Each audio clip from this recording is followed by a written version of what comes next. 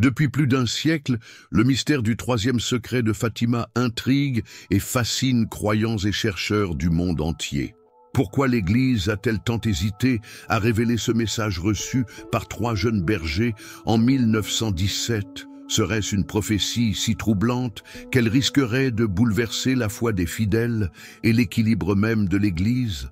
Loin d'être un simple récit religieux, cette révélation pourrait bien contenir des avertissements fondamentaux sur l'avenir de l'humanité, et en particulier sur l'effondrement spirituel que nous vivons aujourd'hui.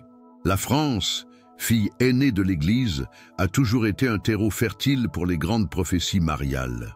Pourtant, malgré les nombreux avertissements divins donnés à travers les siècles, la nation semble s'éloigner toujours plus de sa vocation spirituelle. L'essor du matérialisme, le rejet des valeurs chrétiennes et la montée du relativisme moral rappellent étrangement les messages de Fatima, qui annonçaient une ère d'indifférence religieuse et de crise profonde. Et si le troisième secret de Fatima avait un lien direct avec notre époque et avec la France en particulier? Ce secret, resté enfoui pendant si longtemps, pourrait bien être l'une des révélations les plus dérangeantes du catholicisme moderne. En 1960, le Vatican aurait dû le révéler au monde entier, mais au dernier moment, il fut décidé de le maintenir sous silence. Officiellement, l'Église expliqua que l'humanité n'était pas prête.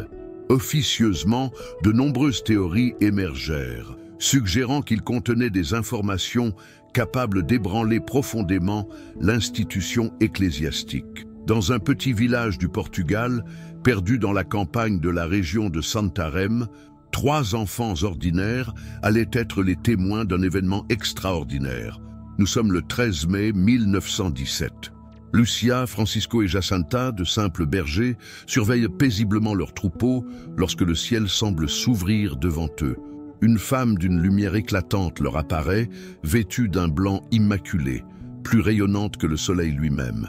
Ce jour-là, la Vierge Marie leur transmet un message qui changera leur vie et, possiblement, le destin du monde entier. Pendant 6 mois consécutifs, chaque 13 du mois, elle leur apparaîtra, leur révélant des visions saisissantes et des paroles chargées de mystères et d'avertissements. Certains messages seront immédiatement connus du public, tandis que d'autres resteront cachés pendant des décennies. Le plus inquiétant de ces secrets, le troisième, serait si bouleversant qu'il conduira l'Église à le garder dans le plus grand silence, attisant ainsi toutes sortes de spéculations et d'inquiétudes. L'apparition de Fatima ne fut pas un phénomène isolé. Elle s'inscrit dans une longue tradition d'apparitions mariales, où la Mère de Dieu intervient dans l'histoire humaine pour alerter, guider et rappeler aux âmes l'urgence de la conversion. Pourtant, malgré ces avertissements, le monde a-t-il réellement changé de direction? Pourquoi la Vierge Marie a-t-elle choisi 3 jeunes bergers anonymes pour porter un message d'une telle importance? L'histoire religieuse nous montre que Dieu choisit souvent les plus humbles pour révéler les vérités les plus profondes.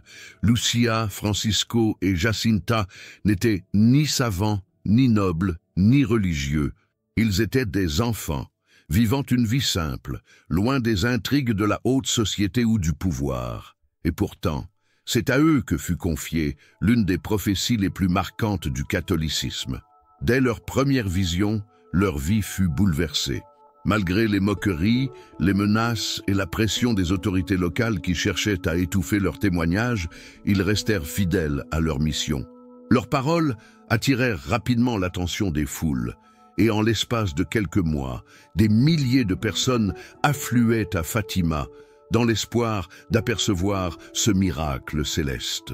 Les 3 enfants subirent de nombreuses épreuves, mais leur foi ne vacilla jamais.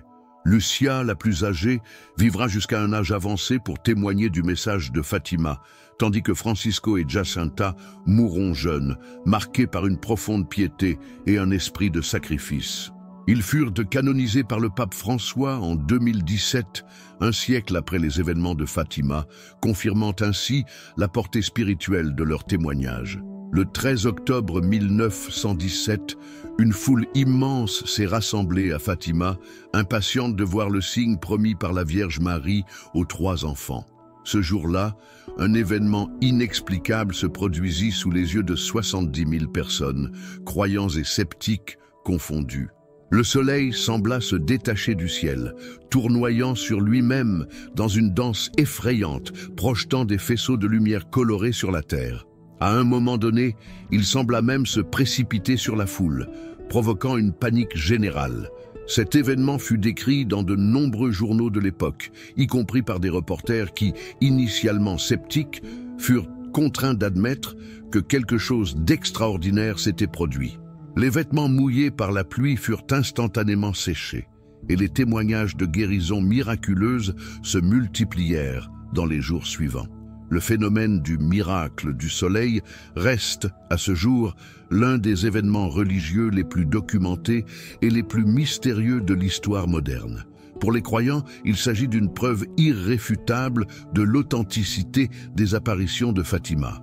Pour les sceptiques, un simple phénomène atmosphérique encore inexpliqué. Mais au-delà de l'événement en lui-même, le plus important demeure le message qui l'accompagnait, un appel urgent à la prière, à la conversion et à la vigilance face aux dangers spirituels qui menacent l'humanité. La Vierge Marie ne s'est pas contentée d'apparaître aux enfants de Fatima pour les bénir. Elle leur a confié des messages lourds de sens, des visions du futur qui allaient marquer à jamais leur jeune esprit. Le premier secret était une vision terrifiante de l'enfer, où les âmes perdues brûlaient dans des flammes éternelles, entourées de démons qui les tourmentaient sans relâche. Une vision si saisissante que Francisco et Jacinta en furent bouleversés jusqu'à leur mort. Le second secret concernait l'avenir du monde. La Vierge annonçait qu'une autre guerre, encore plus terrible que la Première Guerre mondiale, éclaterait si l'humanité ne se convertissait pas. Ce fut la prophétie de la Seconde Guerre mondiale, qui allait plonger le monde dans un chaos sans précédent. Lorsque sœur Lucia remit par écrit le troisième secret de Fatima, elle le confia à l'Église avec la directive que son contenu soit dévoilé au plus tard en 1960. À cette époque, le monde était en pleine guerre froide et de nombreux fidèles attendaient fébrilement la révélation de ce message céleste. Pourtant, au moment prévu, le Vatican prit une décision surprenante. Le secret ne serait pas révélé, car son contenu était jugé trop sensible pour être compris par l'humanité. Ce silence inattendu souleva une vague de spéculation parmi les croyants et les théologiens du monde entier. Pourquoi l'Église, qui avait déjà partagé les deux premiers secrets, refusait-elle désormais de divulguer le dernier ? Certains suggérèrent que le message contenait des prophéties apocalyptiques impliquant l'Église elle-même, tandis que d'autres y voyaient un avertissement sur la corruption et l'infidélité croissante au sein du clergé. Les déclarations de certains prélats alimentèrent encore plus ces théories. Le cardinal Mario Luigi Ciappi, théologien pontifical, affirma que le secret faisait état d'une grande apostasie qui commencerait au sommet même de l'Église. D'autres sources évoquaient une prophétie sur des guerres dévastatrices ou des catastrophes naturelles sans précédent. Mais alors, quelle vérité se cache réellement derrière ce silence prolongé ? Le 13 mai 1981, jour anniversaire de la première apparition de Fatima, un événement dramatique bouleversa l'Église catholique. Place Saint-Pierre, à Rome, le pape Jean-Paul II fut gravement blessé par plusieurs balles tirées par un homme armé. Contre toute attente, il survécut à cet attentat qu'il attribua plus tard à l'intervention miraculeuse de la Vierge de Fatima. Ce lien entre Fatima et l'attentat devint encore plus troublant lorsque Jean-Paul II décida de lire lui-même le troisième secret. Après en avoir pris connaissance, il fut si bouleversé qu'il choisit d'en consacrer sa vie à la diffusion du message marial. Il déclara que ce secret parlait du martyre d'un pape, ce qui semblait correspondre à ce qu'il venait de vivre. En signe de gratitude, il offrit l'une des balles qu'il avait touchées pour être enchâssée dans la couronne de la statue de la Vierge de Fatima au Portugal. Pour de nombreux croyants, cela confirmait que le message divin annoncé en 1917 continuait à se manifester dans les événements contemporains. Mais l'interprétation officielle du Vatican suffit-elle à dévoiler toute la vérité du troisième secret ? Lorsque le Vatican publia officiellement une partie du troisième secret en l'an 2000, De nombreux fidèles s'attendaient à une révélation bouleversante. Pourtant, le texte divulgué ne contenait qu'une vision symbolique d'un évêque vêtu de blanc traversant une ville en ruine, entouré de cadavres, avant d'être assassiné par un groupe d'hommes armés. Pour beaucoup, cette explication semblait incomplète, voire édulcorée. Plusieurs figures ecclésiastiques, dont le défunt cardinal Silvio Oddi, insinuèrent que le Vatican n'avait pas tout révélé et qu'une partie du message restait cachée. Certains allèrent jusqu'à dire que la vérité pourrait être si troublante qu'elle risquerait de provoquer une crise de foi sans précédent. L'un des thèmes récurrents évoqués serait une profonde crise spirituelle au sein même de l'Église, annonçant un schisme ou une division interne. Cette rétention d'informations souleva également des doutes sur les intentions réelles du Saint-Siège. Pourquoi une institution fondée sur la vérité divine aurait-elle tant de mal à divulguer un message qui, selon Lucia, venait directement de la Vierge Marie? Certains analystes suggèrent que l'Église pourrait redouter des réactions trop violentes de la part des fidèles, si jamais la prophétie révélait des scandales internes ou des événements catastrophiques à venir. L'un des aspects les plus alarmants des messages de Fatima concerne l'état futur de l'Église catholique. Sœur Lucia aurait confié que le plus grand danger n'était pas une guerre ou une catastrophe naturelle, mais une crise spirituelle sans précédent. Cette crise, selon plusieurs experts en prophétie mariale, se manifeste aujourd'hui par une perte de repères religieux et une érosion progressive de la foi dans le monde. En Europe, et particulièrement en France, autrefois considérée comme la fille aînée de l'Église, les églises se vident et la pratique religieuse décline. Le relativisme moral, la sécularisation et l'abandon des traditions chrétiennes semblent être en parfaite adéquation avec les avertissements donnés à Fatima. Certains théologiens estiment que la prophétie pourrait même annoncer un moment où l'Église serait gravement divisée, minée par des conflits internes et des orientations doctrinales contradictoires. Les paroles du pape Benoît XVI avant son abdication en l'an 2013 résonnent d'ailleurs étrangement avec cette idée. Il avertissait d'un assaut final contre l'Église et parlait d'un temps où la foi serait mise à rude épreuve. Sommes-nous en train de vivre cette période annoncée où l'Église catholique vacille sous le poids des pressions externes et internes? Bien que Fatima soit un événement lié au Portugal, son message concerne directement la France, nation profondément marquée par l'histoire du catholicisme. Depuis des siècles, la France a été le théâtre de nombreuses apparitions mariales, comme celle de Lourdes en 1858 et de Pontmain en 1871. Ces événements, comme Fatima, portaient un message d'avertissement et d'appel à la prière pour éviter de grandes souffrances. L'histoire de la France est également jalonnée de signes mystiques en lien avec la Vierge Marie. Lors de la bataille de Lépante en 1571, la victoire des forces chrétiennes fut attribuée à l'intercession de Marie, une protection divine qui semble se répéter au fil des siècles. Mais alors, si Fatima est un message universel, quel rôle la France est-elle censée jouer dans cette prophétie?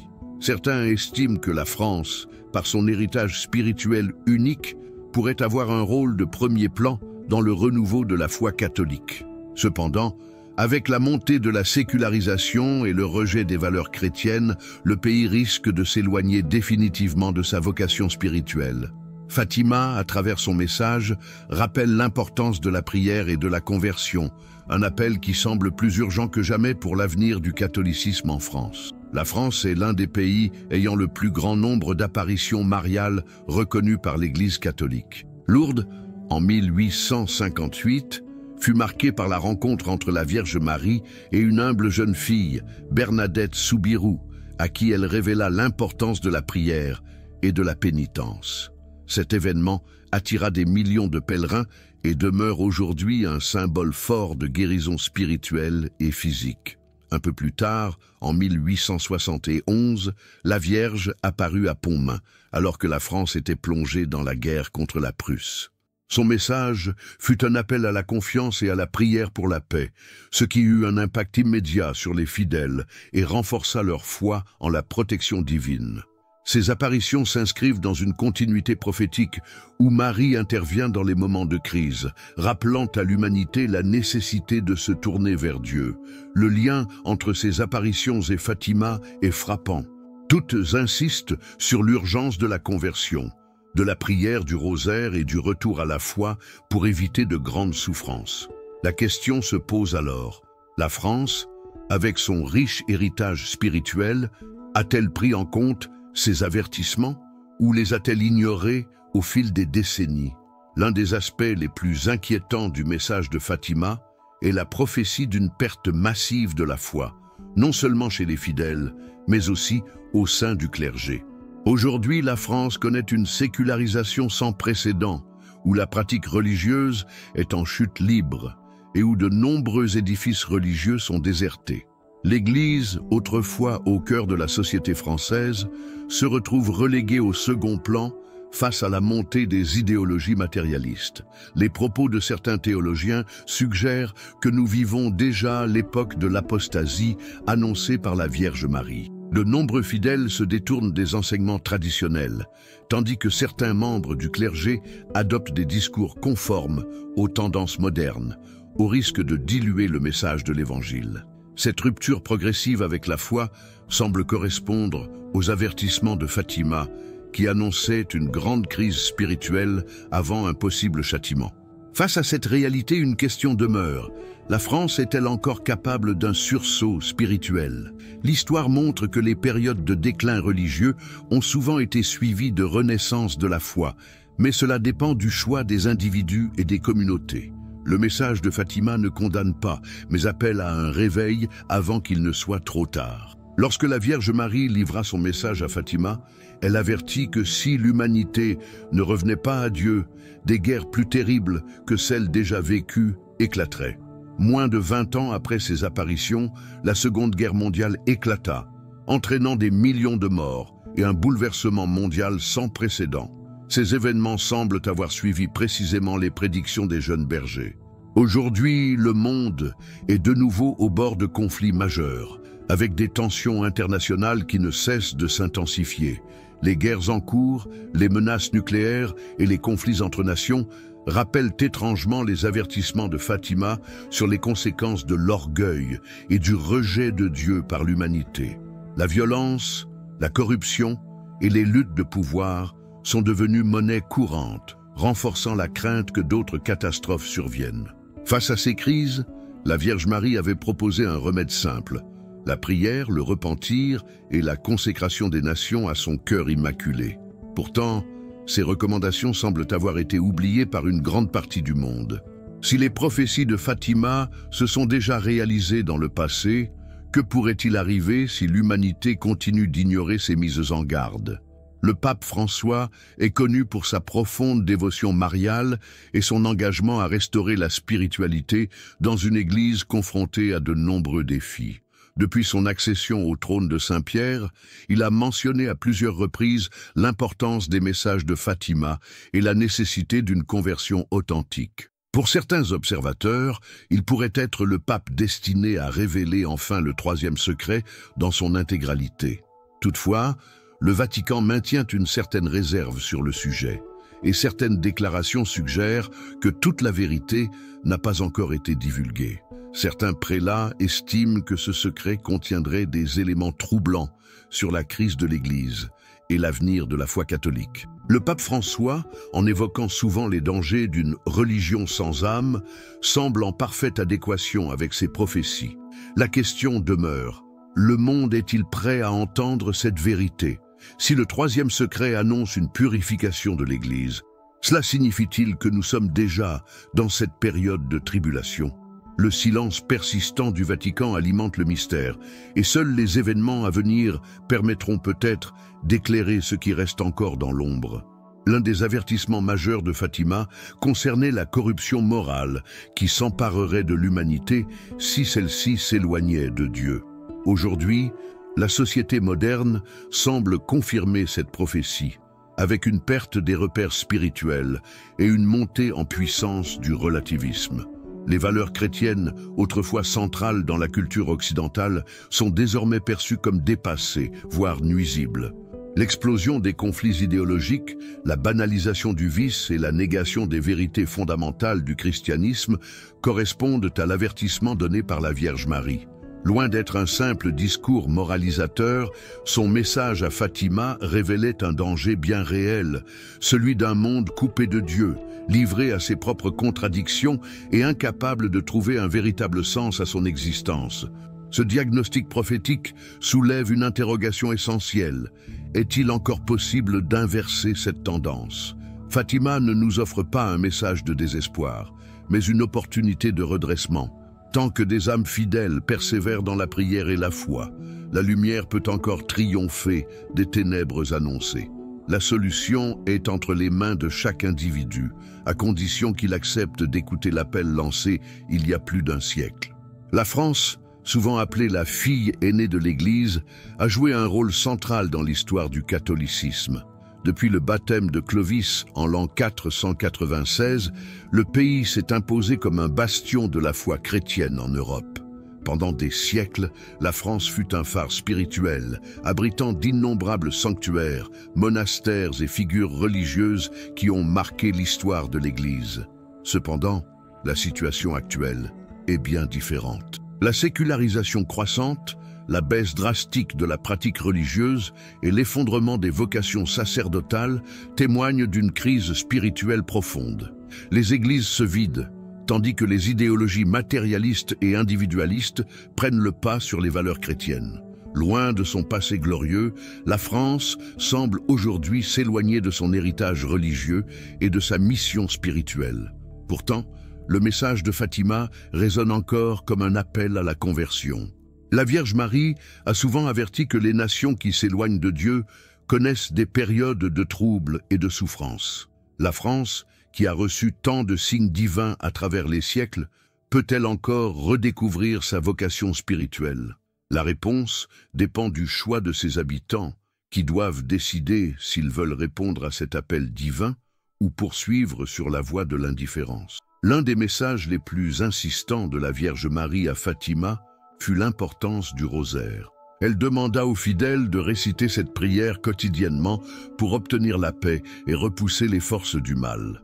Pour beaucoup, le rosaire est bien plus qu'une simple prière. Il est une arme spirituelle puissante, capable d'apporter des grâces et de protéger ceux qui le récitent avec foi. L'histoire chrétienne regorge d'exemples où le rosaire a été invoqué dans des moments de grande détresse. Lors de la bataille de Lépante en l'an 1571, la victoire des forces chrétiennes fut attribuée à l'intercession de la Vierge Marie grâce à la prière du rosaire. Aujourd'hui encore, de nombreux témoignages font état de miracles et de conversions obtenues par cette prière méditative. Dans un monde où les conflits, la confusion et la perte de repères s'intensifient, la prière du rosaire reste un rempart contre les épreuves spirituelles. Fatima nous rappelle que l'humanité n'est pas abandonnée et que chaque individu a le pouvoir d'agir par la prière. Mais sommes-nous prêts à redécouvrir cette pratique ancestrale et à l'intégrer dans notre vie quotidienne? Un autre élément clé du message de Fatima est la consécration au cœur immaculé de Marie. La Vierge demanda que les nations, et en particulier la Russie, soient consacrées à son cœur afin d'empêcher la propagation du mal et de garantir la paix. Ce geste spirituel, loin d'être symbolique, représente un engagement profond à suivre les enseignements de Marie et à placer sa confiance en Dieu. Au fil des décennies, plusieurs papes ont procédé à des actes de consécration, bien que certains fidèles estiment qu'ils n'ont pas été réalisés exactement selon les demandes de la Vierge. Le pape Jean-Paul II, en l'an 1984, consacra le monde entier au cœur immaculé de Marie, ce qui fut suivi de la chute du communisme en Europe de l'Est. Cette coïncidence a renforcé la conviction que la consécration est un moyen puissant d'intervenir dans l'histoire. Malgré ces gestes, le monde continue de s'enfoncer dans le chaos et l'oubli de Dieu. La Vierge a pourtant affirmé que si la consécration était respectée, un temps de paix s'installerait. Pourquoi cette demande n'a-t-elle pas été pleinement suivie? Et si la France, en tant que nation autrefois si proche de la foi catholique, décidait de se consacrer à nouveau au cœur immaculé, cela pourrait-il changer son destin? Depuis la révélation des apparitions de Fatima, de nombreuses spéculations ont circulé sur la possibilité que le troisième secret contienne des indices sur la fin des temps. Certains théologiens estiment que le message de la Vierge annonce un ultime avertissement avant que l'humanité n'entre dans une période de purification.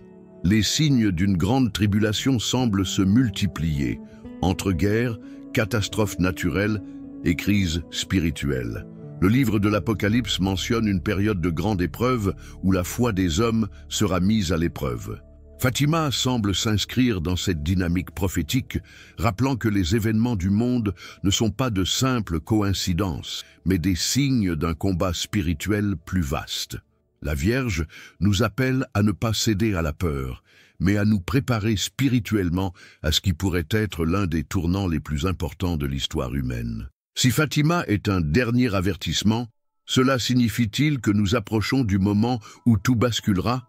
L'histoire a montré que Dieu donne toujours du temps pour la conversion avant d'intervenir de manière décisive.